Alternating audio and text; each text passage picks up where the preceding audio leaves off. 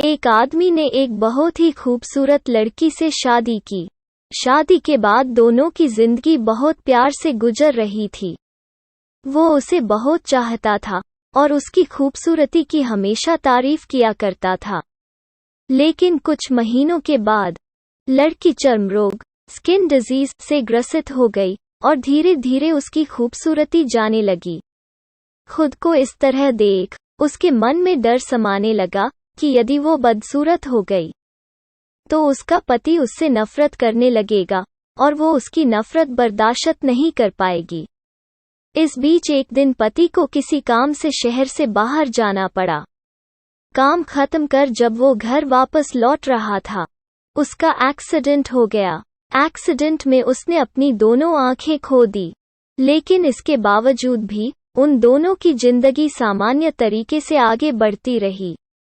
समय गुजरता रहा और अपने चर्मरोग के कारण लड़की ने अपनी खूबसूरती पूरी तरह गंवा दी।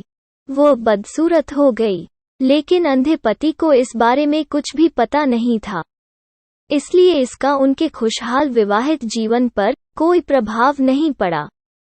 वो उसे उसी तरह प्यार करता रहा। एक दिन उस लड़की की मौत हो गई। पति अब अकेला हो गया था। वो बहुत दुखी था। वो उस शहर को छोड़कर जाना चाहता था। उसने अंतिम संस्कार की सारी क्रियाविधि पूर्ण की और शहर छोड़कर जाने लगा। तभी एक आदमी ने पीछे से उसे पुकारा और पास आकर कहा, अब तुम बिना सहारे के अकेले कैसे चल पाओगे? इतने साल तो तुम्हारी पत्नी तुम्हारी मदद किया करती थी। पति ने जवाब दिया, दोस्त, मैं अंधा नहीं हूँ। मैं बस अंधा होने का नाटक कर रहा था, क्योंकि यदि मेरी पत्नी को पता चल जाता कि मैं उसकी बदसूरती देख सकता हूँ, तो यह उसे उसके रोग से ज्यादा दर्द देता। इसलिए मैंने इतने साल अंधे होने का दिखावा किया। वो बहुत अच्छी पत्नी थी।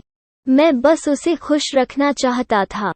सीख, खुश रहने के लिए हमें भी एक दूसरे की कमियों के प्रति आंखें बंद कर लेनी चाहिए और उन कमियों को नजरअंदाज कर देना चाहिए।